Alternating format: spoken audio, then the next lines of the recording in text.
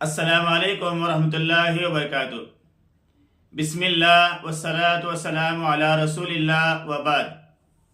عن عائشة رضی اللہ عنہا لم يكن النبي صلی اللہ علیہ وسلم يصوم شهرا اکثر من شعبان فإنه كان يصوم شعبان كله، رواہ البخاری۔ محترم ناظرین، آج کے درس میں میں آپ لوگوں کو شعبان کے تعلق سے اور ہمیں شعبان کے مہینے میں کیا کرنا چاہیے کچھ باتیں انشاءاللہ پیش کرنے کی کوشش کروں گا۔ سب سے پہلی بات، ماہ شعبان ہجری سال کا 8واں مہینہ ہے۔ دوسری بات، شعبان کے معنی ادھر ادھر بکھرنے کے ہیں، منتشر ہونے کے ہیں۔ خاص کر کے شعبان کے مہینے میں اہل عرب پانی کی تلاش میں ادھر ادھر منتشر ہو جاتے، بکھر جاتے تھے۔ تیسری بات، شعبان کے مہینے میں ہمیں نبی محترم صلی اللہ علیہ وسلم کا ایسا کون سا عمل ملتا ہے جس کو ہمیں کرنا چاہیے؟ آپ نے ارشاد فرمایا، حضرت عائشہ رضی اللہ تعالی عنہا کہتے ہیں، لم يكن النبي صلی اللہ علیہ وسلم يصوم شهرا اکثر من شعبان فإنه كان يصوم شعبان كله۔ نبی صلی اللہ علیہ وسلم شعبان کے علاوہ کسی مہینے میں روزہ نہیں رکھا کرتے تھے، یہاں تک کہ شعبان کا مکمل مہینہ آپ روزہ رکھا کرتے تھے۔ اس حدیث سے یہ بات واضح ہو رہی ہے کہ شعبان کا مہینہ روزے رکھنے کا مہینہ ہے۔ نبی صلی اللہ علیہ وسلم اکثر یعنی پورا مہینہ، کسی حدیث میں کہا گیا 2 مہینے، یعنی شعبان کا مہینہ، رمضان کا مہینہ، آپ صلی اللہ علیہ وسلم مکمل روزہ رکھا کرتے تھے، نفل روزے۔ چوتھی بات، حضرت عائشہ رضی اللہ تعالی عنہ کہتے ہیں، اذا بقی نصف من شعبان فلا تصوموا، جب شعبان کا آدھا مہینہ گزر جائے یا باقی رہ جائے تم روزہ نہ رکھو۔ اس کا کیا مطلب ہے؟ اس کا مطلب یہ ہے، اگر کوئی شخص، اگر کوئی عورت یا کوئی مرد پیر اور جمعرات کا یا اس کا علاوہ ایام 20 کا روزہ رکھ رہا ہے، اسے چاہیے کہ وہ کنٹینیو کر سکتا ہے۔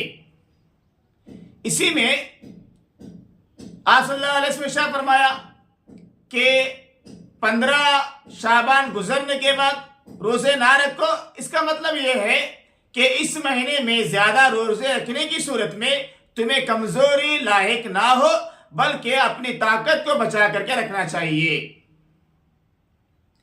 پانچویں بات، ماہ شعبان میں بالخصوص آج کل کے کچھ لوگ مسلمان 15ویں شعبان کے رات میں 15ویں شعبان کو رات بھر جاگتے ہیں اور تہجد کی نماز ادا کرتے ہیں اور پورا دن روزہ رکھتے ہیں اور صبح سویرے جا کر کے قبرستان کی زیارت کرتے ہیں۔